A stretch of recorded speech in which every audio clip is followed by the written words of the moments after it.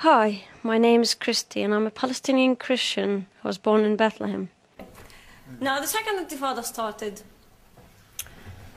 Because of the location of my house, it was just in front of a holy place for the Jews. So my people, Palestinians, started attacking that holy place for the Jews day and night. During the daytime, they used to throw rocks and some bombs. During the nighttime, they used to shoot, knowing that there were Palestinian civilians living in that area as well.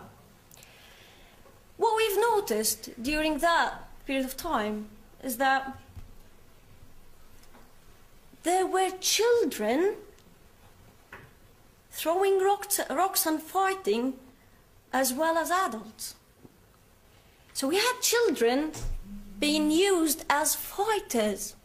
These poor children has been brainwashed into the mentality that fighting for your country is an honor to die. It was really sad to see them killed in front of you and shot, dead. They used to fight believing that they'll have some honor.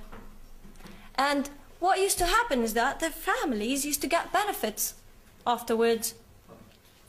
And, for example, Saddam Hussein, the ex-Prime Minister of Iraq, he used to give $10,000 for a family who has a martyr and $20,000 for a family who has a suicide bomber. It was a tragic thing. And recently, my government, the Palestinian Authority, has given $74 million to the families of martyrs. Isn't that perpetuating violence? And sadly, as we can see, these are the reasons, and these are Palestinians themselves. They will tell you that these are the reasons behind why these people and why these children put their lives on the line of fire and die. And there's another group of them that believe, and some of them, sadly, they really believe it, that they'll find 72 virgins. I don't know about the number. I don't know if they'll be able to handle it. But they actually believe they'll find 72 virgins when they die. I hope they do. Because it would be really a big loss when they found out that it's not the case. The end result is Israeli soldiers shooting these children. My government, the Palestinian government authority, was supposed to protect them according to Oslo Accords, protect these children, these people from attacking and maintain public order, which is not there. At the same Intifada, I had an uncle, a wealthy Christian uncle who used to pay Al-Jizya. Al-Jizya basically is protection money. So if you're a non-Muslim, you're a Jew or a Christian, you have to pay a protection money to keep you in the regime, protected. That was the role of this money. My uncle was one of these Christians in Bethlehem community who had to pay this money. But sadly, after a while, him and other Christians started seeing these people who called themselves freedom fighters. I call them mafia. They used to stand next to Christian houses, shoot and launch rockets at Israel and run so that the response would come mainly upon Christian houses. So what my uncle done was to decide to stop giving them money. They accused him for being a traitor. They put him in jail. They had no evidence against him. They had to let him out of jail. But after a few days, they shot him in his heart in front of his house and killed him. Palestinians killing other Palestinians. What a jungle. Another wealthy Christian man who used to pay the money at the funeral of my uncle stood and said a few angry words against them. After a few days, they shot him in his head. He was rushed to an Israeli hospital and saved, but lived blinded to the rest of his life. None of these stories and more were told by my people to the world.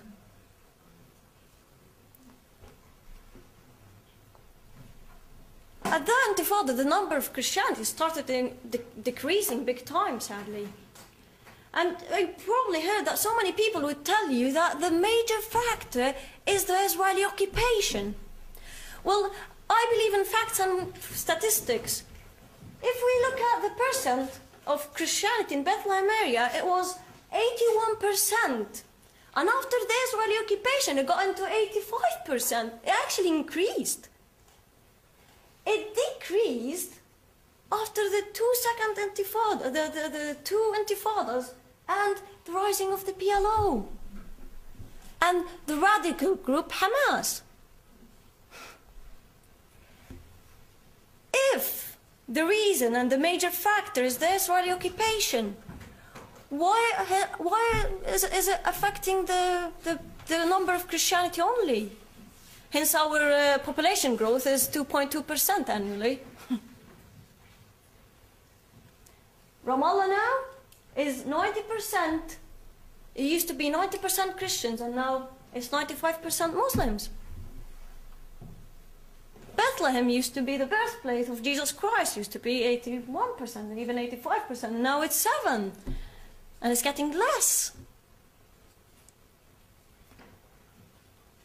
If you ask me a simple question now, if you were the Prime Minister of Israel, would you put that wall up? My answer would be yes, bearing in mind I was one of the most people who was affected by this wall. Because it stopped my people killing themselves and blowing themselves up from the first place. And I care for people, not for concrete.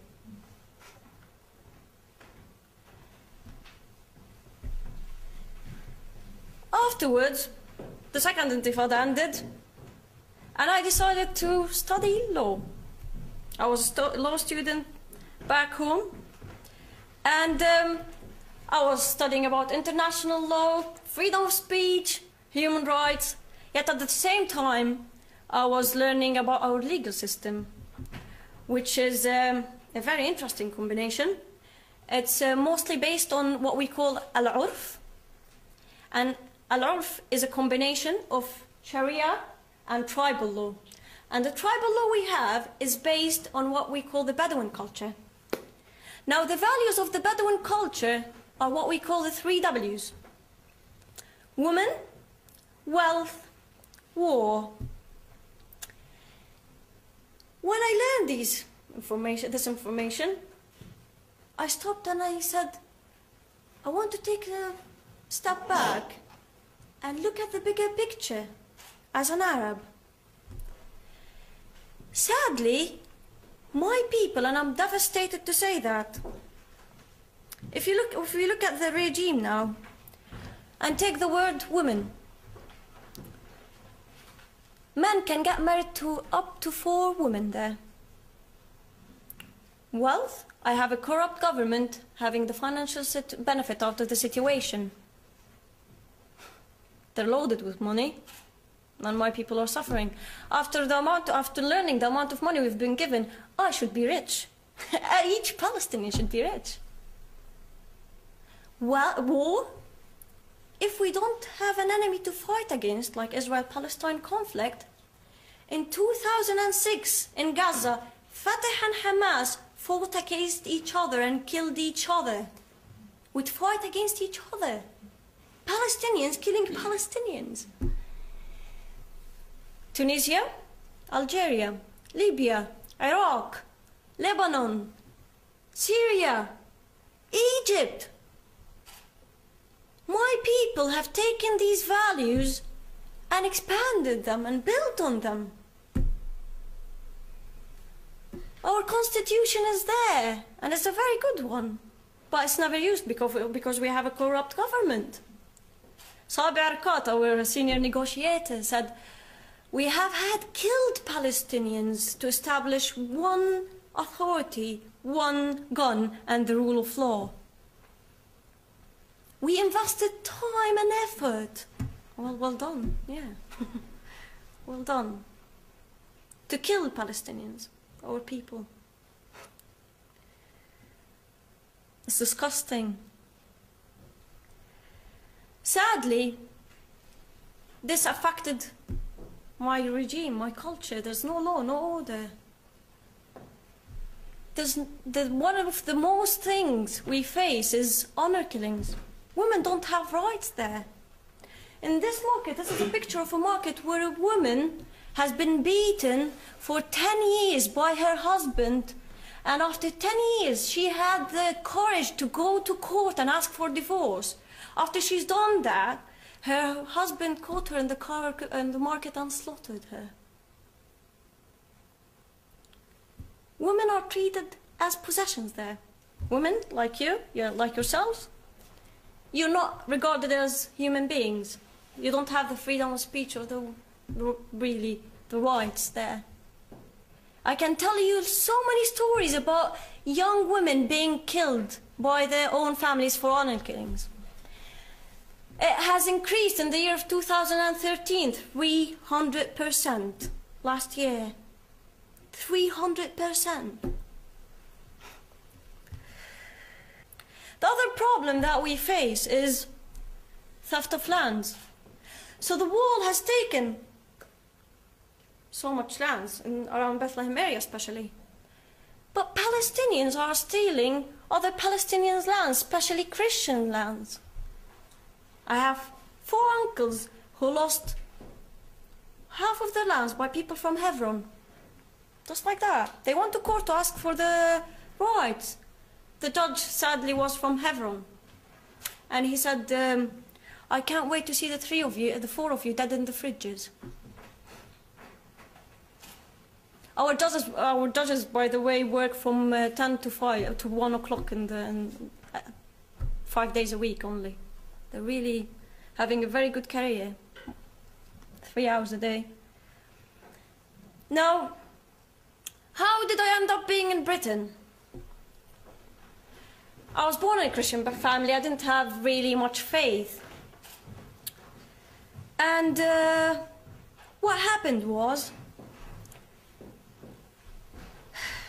after I grew up, I came across this verse as a person who was born in a Christian family, who only read the Bible once. And that verse challenged me to the core. And I actually found that it's written in the Quran as well. I said, oh, that is really bizarre. If God exists, and if that's true, I'll find the evidence. I had the lawyer in mind. So what I've done is that I went and researched the wars that happened against Israel and the wars that Israel was involved with. And my favorite war is Yom Kippur War. From a military perspective, fighting in more than one front in a battle, you're losing. Israel was attacked from the north by Lebanon and Syria, from the east by Jordan, from the south by Egypt. Lebanon went down. Israel had 150 tanks, and Syria had 1,400 tanks. From the south, Israel had 500 soldiers on duty, and Egypt had 80,000 soldiers on duty. And Israel won and took more lands. That wasn't them being superheroes, that was God's plan God's hand for me. That was an evidence. After learning that, I decided, well, I have freedom of speech, I have human rights, I want to exercise that and share my beliefs. And what happened was, when I started sharing my beliefs with a small group and simply saying, I believe that God has given this land to the Jews and as an everlasting covenant. They're there, we're here, let's have 2 states and move on, have a life. And if you don't want to take on my beliefs, well, how many Christian countries we have around the world? How many Muslim countries we have around the world? Why can't the Jews have one country?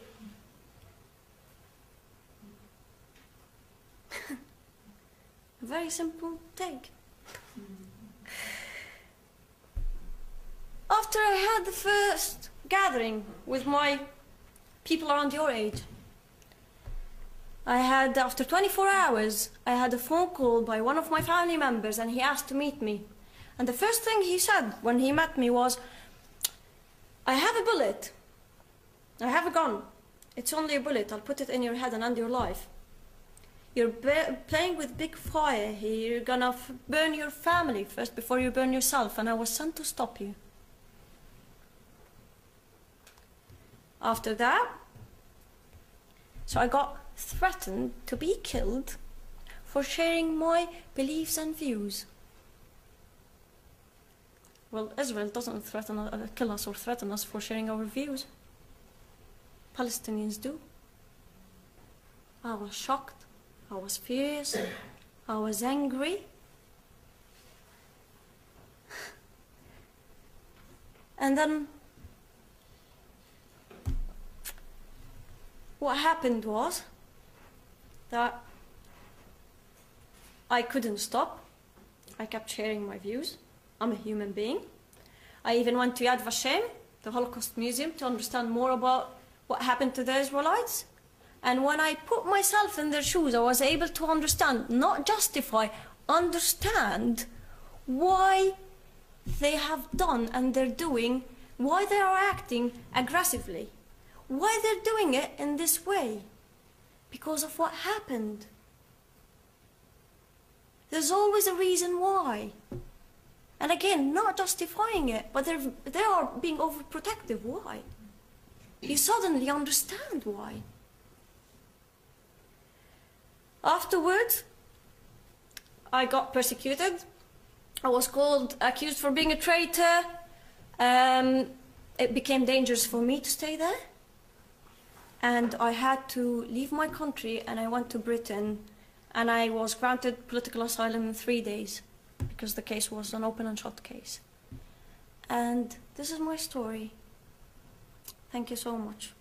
Now, after you watched both of the videos and you've seen my point of view on the current situation of the Palestinian territory, I think you'd be interested to know that I've been threatened to be killed here in England. Thank you.